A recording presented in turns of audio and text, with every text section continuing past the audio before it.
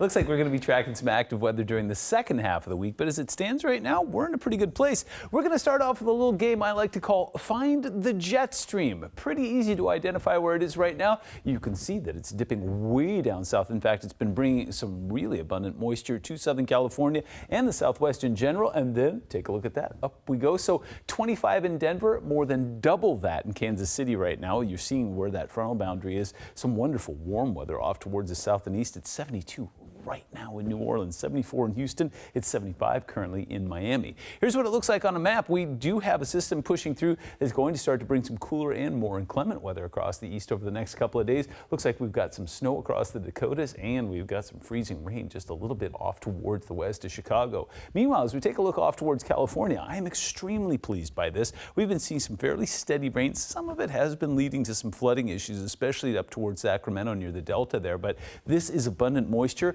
And this is snowpack along the Sierras. This is going to be very good news come fire season next year. Meanwhile, we're doing just fine here. We've got some light showers that are tracking across the region. They've really been trying to push their way in from the coast pretty much throughout the entire afternoon and evening, but this is a weakening system, so it really doesn't have a whole lot behind it. It just continues to bring some moisture up, basically across Hood Canal down towards Olympia. It'll make its way over the Seattle Metro and then eventually eject off towards the north and east. Here's what it looks like in the big picture. And again, kind of hard to see, but there's Washington State, there is Puget Sound, and here's this massive moisture plume that was once again directed down towards the south there into California. And again, we're talking about places like Arizona, New Mexico that could really use it. They're going to get another nice drink of water over the next 24 to 48 hours. We've got a low pressure system off towards our north and west, just basically parallel with British Columbia. And what that's doing is kind of creating a scenario that makes it so that everything that comes in just kind of breaks apart when it hits the coast here. That system that we're tracking tomorrow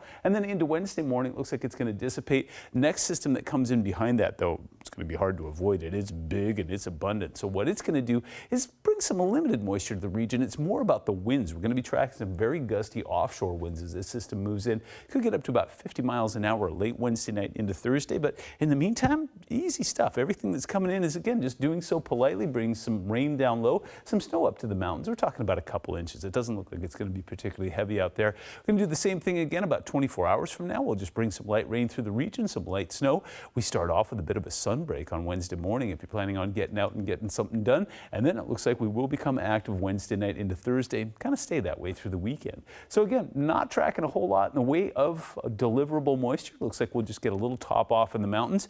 Things looking fantastic on the road. Snoqualmie and Stevens in fantastic shape right now. And those snow levels will stay in a very polite range. And again, we'll keep the rain down low and keep the snow up high. So not tracking any ice storms, not tracking any king tides. Just a nice, easy, gentle way to enter into 2023. Temps get up into the 50s Thursday and Friday. Looks like they stay there on Saturday. And then we could see some more sun breaks again Saturday and Sunday.